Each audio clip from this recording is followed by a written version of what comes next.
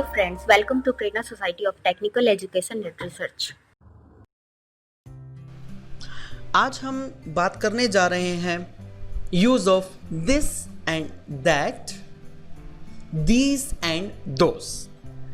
हालांकि कोर्स के बिल्कुल शुरू में दिस, दैट, दीज और दोस का हमने कुछ अध्ययन किया था, लेकिन अब इनका डिटेल यानी कि विस्तार में अध्ययन करेंगे। दिस का प्रयोग क्लोजर ऑब्जेक्ट यानी कि नज़दीक की वस्तुओं के लिए होता है।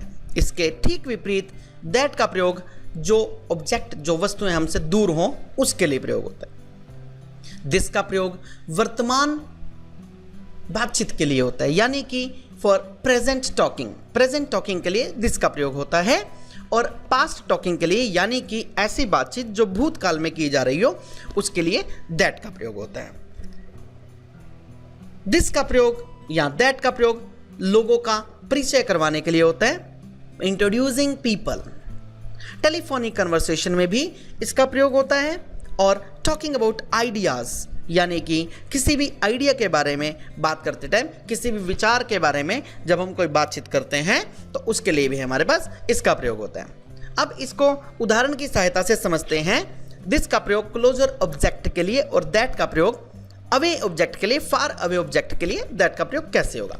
स्कूल गोइंग बॉय हमारा जो कैरेक्टर है वो अपने नजदीक पड़ी एक बॉल को देखकर कहता है दिस इज द बॉल,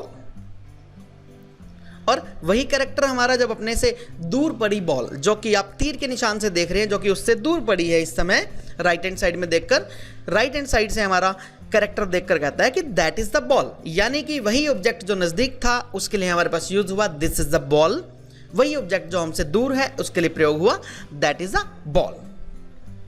इसी प्रकार से वर्तमान की टॉकिंग के लिए दिस और पास्ट की टॉकिंग के लिए दैट। 3 मार्च 2016 को हमारा स्कूल गोइंग बॉय, हमारा कैरेक्टर बोलता है इस पार्टी के बारे में, this is the great party, I hope you are having a good time. अगले दिन यानी कि 4 मार्च 2016 को हमारा वही ऑब्जेक्ट इसी पार्टी के बारे में जब बात करता है तो बोलता है that was a fantastic party last night.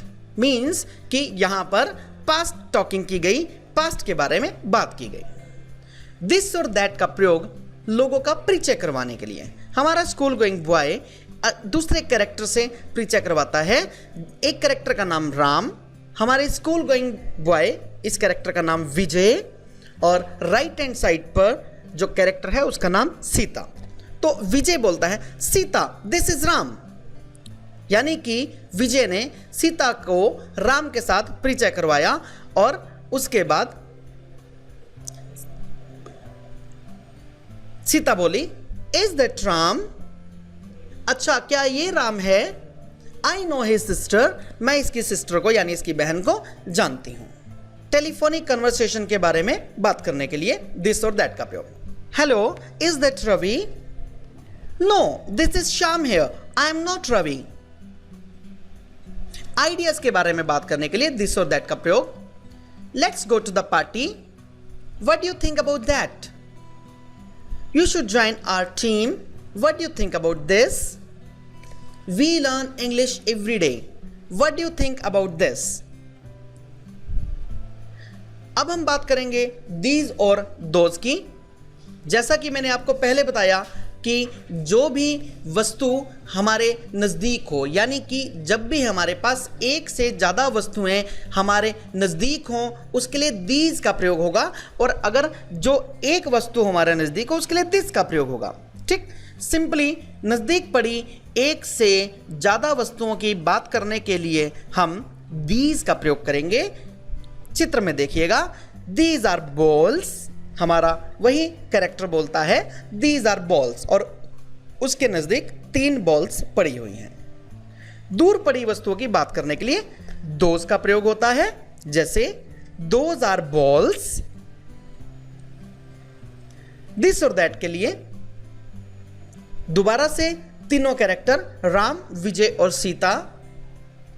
Sita is asking, Sita पूछती है is Ram your friend, is this your mobile, are these your bags. इस प्रकार से हम दीज और दोज का प्रयोग करते हैं। दोबारा से आपको मैं पुनः रिमाइंड कराना चाहूँगा, दीज का प्रयोग नज़दीक की एक से ज़्यादा वस्तुओं के लिए और दोज का प्रयोग दूर की एक से ज़्यादा वस्तुओं के लिए किया जाता है।